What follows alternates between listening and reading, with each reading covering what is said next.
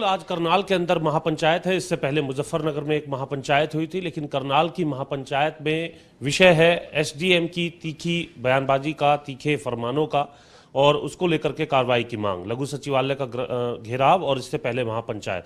कृषि मंत्री जेपी दलाल इसको लेकर के क्या कहते हैं? सर, क्या आपका मानना है? किसान ये चाहते हैं, तमाम किसान नेता ये चाहते हैं, करनाल की घटना पर जो जिस तरीके की शब्दावली थी एसडीएम की वहाँ पर जो मौजूद थे, उसको लेकर के वो चाहते हैं कि कार्रवाई होनी चाहिए, लेकिन सरकार ने उन्हें प्रमोट करके सीआरआईडी डिपार्टमेंट के अंदर लगा दिया। नहीं, एसडीएम की जो भाषा थी उसको हमारे मुख्यमंत्री जी ने भी कंडम किया है, वरिष्ठ अधिकारियों ने भी कहा है, उसने माफ़ी भी मांग ली है। मैंने खुद उस भाषा का समर्थन नहीं किया और ये भी बताया गया था कि वो एसडीएम जहाँ लाठीचार्ज किसान बताते हैं उससे 15-20 किलोमीटर दूर था, वहाँ पर कोई दूसरा प्रशासनिक अधिकारी था। मैं तो एक ही चीज़ कहना चाहता हूँ कि आज के जो ये जत्थेदार हैं, जत्थेबंदियाँ हैं, जो फिर बार बार किसानों को या विपक्षी पार्टी के कार्यकर्ताओं को किसान के रूप में इकट्ठा कर लेते हैं, हरियाणा को क्यों अस्थिर करना चाहते हैं? ये जो कृषि कानून है ये केंद्र के हैं, सुप्रीम कोर्ट ने इनको स्टे कर रखा है। आप बड़े से बड़े कार्यक्रम हर बार कर लेते हैं, लेकिन हमारे प्रदेश में आप कोई ऐसा वातावरण पैदा करके जब चाहें रोड जाम कर देते हो, जब चाहे टोलों पे कब्जा कर देते हो, जब चाहे किसी भाजपा के वरिष्ठ नेता या हमारे चुने हुए प्रतिनिधि या मंत्री की गाड़ी पे हमला कर देते हो, और जब चाहें हम पिछले साल से सब नेताओं ने हर मुद्दे के ऊपर अक्षमा याचना की है कि भी किसानों के खिलाफ हम बिल्कुल नहीं हैं। लेकिन ऐसा लगता है कि ये जो किसान नेता हैं ये हरियाणा को रणभूमि बनाना चाहते हैं, ये वही माहौल पैदा करना चाहते हैं कि जिस तरह से कांग्रेस के वक्त में कंडेला कांड हुआ, मंडियाली कांड हुआ, कादमा कांड हुआ, गोलीबारी चली, किसानों की जान गई। हमारे चौधरी जी जो आड़ती भाई हैं, जो किसानों के अपने आप नेता बने हुए हैं, जो कहते हैं कि राजनीति करेंगे, इलेक्शन लड़ेंगे, पहले भी हाथ आजमा चुके हैं। ऐसा लगता है कि इन्होंने कांग्रेस की सुपारी ले रखी है कि किसान के नाम पर हरियाणा सरकार को, हरियाणा प्रशासन को मजबूर करेंगे कि ऐसी हालात पैदा कर देंगे कि वही स्थिति आए। लेकिन हमारे मुख्यमंत्री जी ने संयम दिखाया है, प्रशासन ने संयम दिखाया है और ऐसी घटना से बचने के लिए स्पष्ट निर्देश दिए गए। आज ही मैं बयान देख रहा था इसका, चौधरी जी का, कि तोड़ना नाके जहाँ आए पुलिस के उसको तोड़ दो। ये भाषा शांतिपूर्वक है। अगर किसानों को ये कहेंगे कि आपको कहीं पुलिस ने नाका लगा रखा है उसको तोड़ के आगे गुजर जाए, क्या पुलिस का दायित्व ये नहीं है कि वो लॉ एंड ऑर्डर को मेंटेन रखे? ये लोग ये चाहते हैं कि हरियाणा में वही हालात पैदा हो, क्योंकि हरियाणा सरकार की नीतियाँ किसान के प्रति ज़्यादा अच्छी हैं। सबसे ज़्यादा फसल हम खरीदते हैं, सबसे ज़्यादा भाव किसान को देते हैं, सबसे ज़्यादा मंडियाँ हमारी अच्छी है। देश में गन्ने का भाव 7 साल तक हमारा अच्छा रहा। हमारे गन्ने का भाव अच्छा रहा, किसी किसान नेता ने हमारे को समर्थन नहीं किया। इलेक्शन के दौरान पंजाब में गन्ने का भाव बढ़ाया एक आखिरी साल में, ये किसान नेता उसको लड्डू खिलाने चले गए पंजाब के मुख्यमंत्री को। हमारे यहाँ जब होता है, छोटी सी दुर्घटना होती है तो सारे हरियाणा की सड़कें जाम कर देते हैं। पंजाब में मोगा में लाठीचार्ज होता है तो कहीं कुछ नहीं होता, क्योंकि वहाँ कांग्रेस की सरकार है। हमारे यहाँ छोटी सी घटना घटती है तो देश के 100 कॉल्ड बड़े नेता राहुल गांधी, सुरजेवाला जी, शैलजा जी जबरदस्त ट्वीट करते हैं। 2 दिन बाद मोगा में कुछ होता है तो ट्विटर बंद है।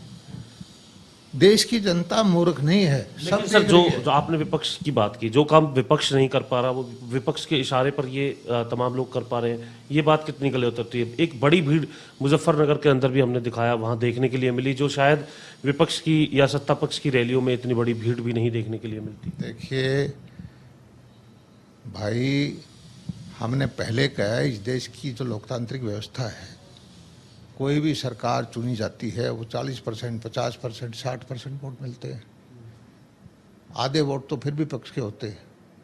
आज ये किसान के नाम पर जो आंदोलन करते हैं तो आधी जनता कोई मुलायम सिंह की पार्टी से जुड़ी हुई है, कोई कम्युनिस्ट पार्टी से जुड़ी हुई है, कोई कांग्रेस पार्टी से है, चौधरी अजीत सिंह के बेटा उनकी पार्टी, तो लोग उनसे जड़े हुए हैं, राजनीतिक कार्यकर्ता हैं इकट्ठे। क्या हमारे पास हम वेट नहीं कर सकते क्या? नहीं सर, एक बात बताइए आप, ये हरियाणा के लोग मैंने जो हमें अभी मैंने दर्शक देख रहे मैंने हैं, हरियाणा के पहले 1 तारीख को यात्रा निकाली, क्या उसमें हजारों ट्रैक्टर नहीं थे क्या उसमें हजारों किसान नहीं थे क्या वो हमारी पार्टी से जुड़े हुए नहीं थे क्या?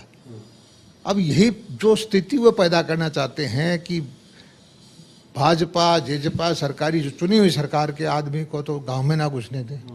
क्या करना चाहते हैं मुझे समझ नहीं आई। कल को यही स्थिति हम कर दें, नहीं ये कॉल हम दे दें हमारे कार्यकर्ताओं को कि किसी भी कांग्रेसी को, किसी भी दूसरे नेता को गांव में ना घुसने दें, तो उसमें क्या होगा? देश का, देश कहाँ जाएगा?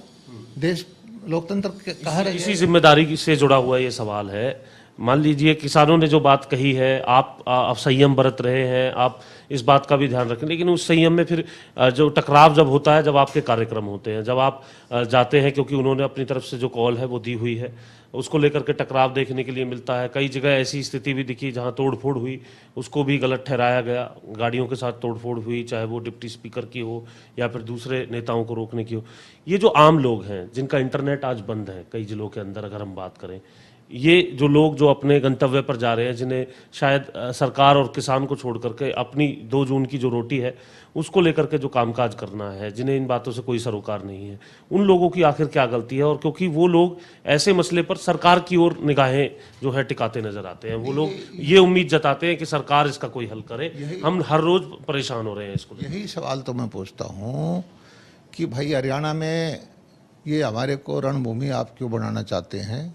जत्थेदार हो, आप पंजाब में जाओ, वहाँ से आपने आंदोलन शुरू किया था, और जो पार्लियामेंट ने जो कानून पास किए जिसको सुप्रीम कोर्ट ने स्टे कर दिया, आज आंदोलन का औचित्य क्या है? आप ये सही है कि आपको हमारी सरकार पसंद नहीं है, नेताओं को, जत्थेदारों को, लेकिन ये लोगों ने चुन दी है और लोग दोबारा फिर चुनेंगे। आपको यह अधिकार नहीं है कि वायलेंस करके, जिस तरह का बयान आज उन्होंने ने दिया है कि जो नाके तोड़ के चले जाओ, और फिर एक तरफ से कहते हैं कि हमारा बिल्कुल अहिंसा तो आंदोलन, मतलब नाके तोड़ के जाने का मतलब ये है कि पुलिस के ऊपर अटैक करो, लाठीचार्ज हो, किसी की जान माल जाए, व्यवस्था खराब हो, शांति व्यवस्था भी खराब हो।